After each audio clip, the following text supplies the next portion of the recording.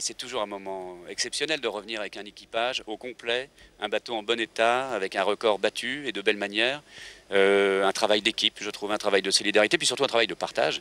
Parce que d'avoir vu, et encore, beaucoup de monde ici à Brest, et plus loin encore, et pas que des Brestois, c'est une vraie satisfaction d'un travail bien fait, on va dire.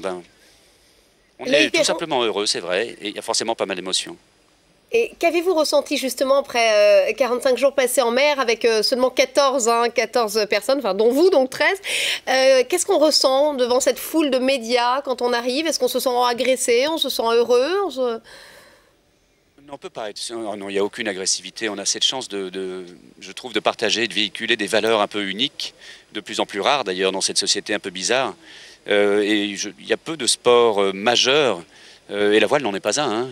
C'est un sport mineur avec des événements majeurs. Et ce Jules Verne est un événement majeur, évidemment, comme toutes ces belles histoires d'hommes. Il me semble que c'est ça. Et on ne peut pas ressentir aucune agressivité. Au contraire, c'est un partage, une communion. Les gens nous disent même pas bravo, et bien sûr, mais ils nous disent merci. C'est ce que je répète en permanence.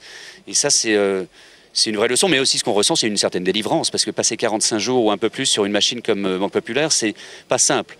C'est extrêmement usant, nerveusement, et je sens tout doucement que je m'écroule.